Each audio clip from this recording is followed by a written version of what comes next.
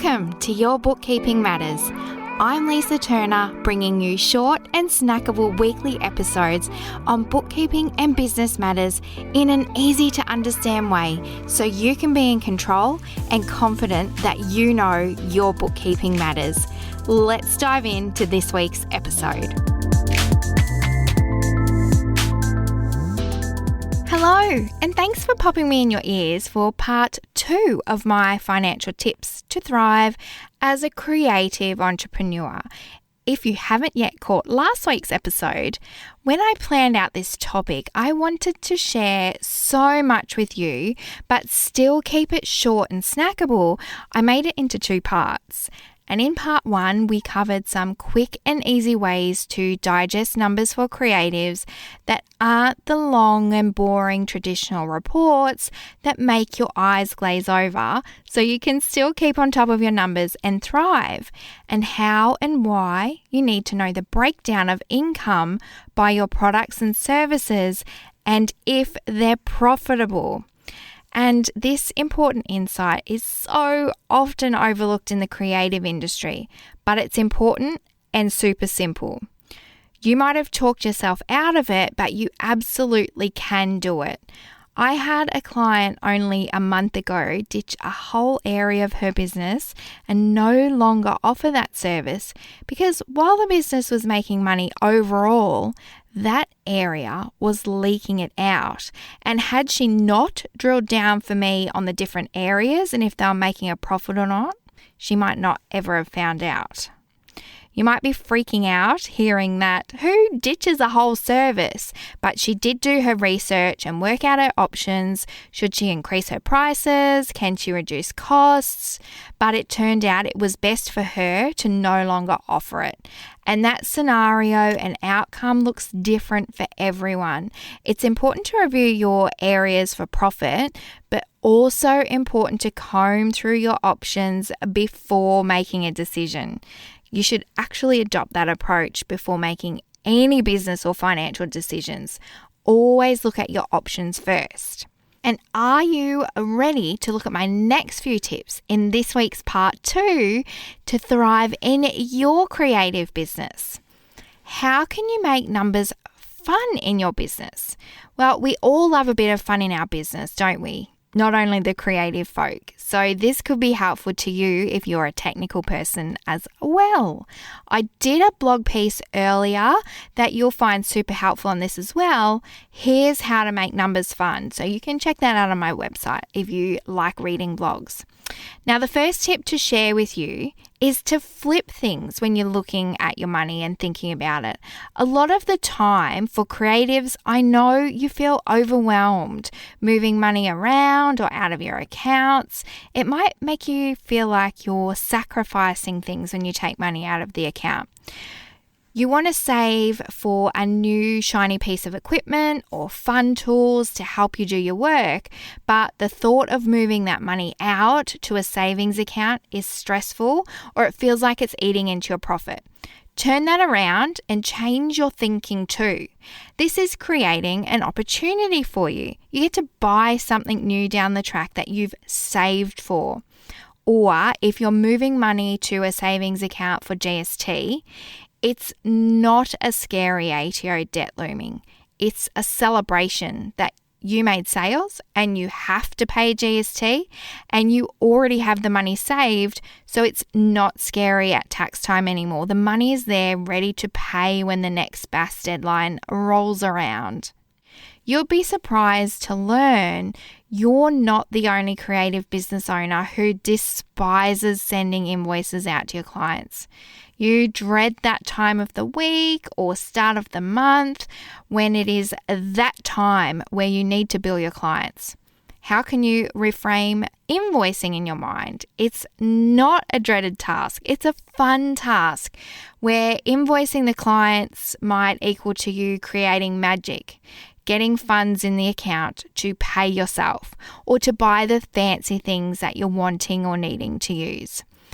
If invoicing clients is one of the things that you struggle with, head back to my episode why it's crucial to automate your invoicing. There's some real gold there on how and why to keep on top of your invoicing, and it's important and most of all can be done easily. Now, I'm no mindset expert. That's not what this is about, but your mind is more powerful than you know. So if you're telling yourself the numbers are stressy or overwhelming or that you can't invoice your clients, well, then that's what it's going to be like. How to move past that? Firstly, don't focus too much on the areas that you really struggle with, but jot them down on a short list and let's reframe them. Call them something else and find the fun and the ease in them. Unfortunately, as the business owner, there are things we don't like, but we need to do. And money, no matter how you look at it, you need to be across it. Even when you outsource it, you still need to be in the know. Not necessarily down in the details anymore, but you need to love knowing your numbers and working with them.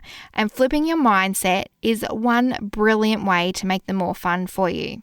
Now, I love this tip and I use it myself to some extent. Keeping with the theme of fun and flipping how we think about things, rename your business bank accounts to something that excites you.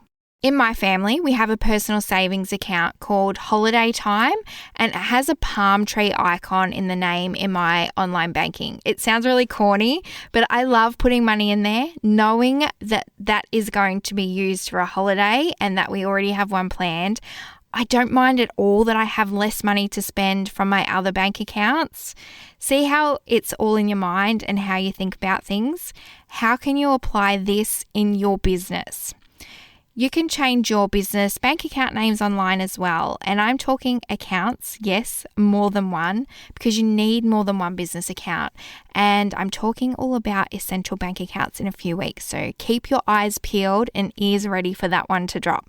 But today, what can you rename your bank accounts as a creative business owner that will get you excited to manage your money well and thrive?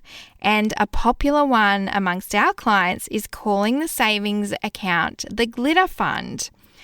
Another one, your tax or GST savings account, can be called the ATO Treasure Test or Savings Express, Tax Bliss, whatever you like, whatever helps you feel better and be more organized when it comes to tax time savings. This tip, while it's a brilliant one for creatives, is actually essential for any business owner. You should collaborate or partner up with some financial professionals who get you. Find yourself a tax agent and bookkeeper who loves the numbers. They love and work with creatives, and they'll know the best way to help you keep on top of and understand your finances. We specialize in working with creatives. We either take care of the invoicing for them or automate it so there's little to no input needed from them.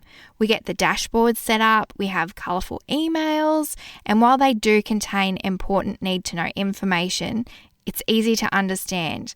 No financy, overwhelming geek speak. We have systems and processes in place so they know what's due and when, and that will take care of it, guiding them along the way without overwhelm, because overwhelm and stress is a big thing with creatives. The more they know it's taken care of, that it's under control, it's organized, the less stressful and overwhelming that it is for you. You might not be yet at the point though where you can get both a tax agent and a bookkeeper on board. So do the next best thing. Educate yourself on the money side of things. The more you know, the less scary and overwhelming it will be. It's like anything. The more you learn or practice, the easier it gets.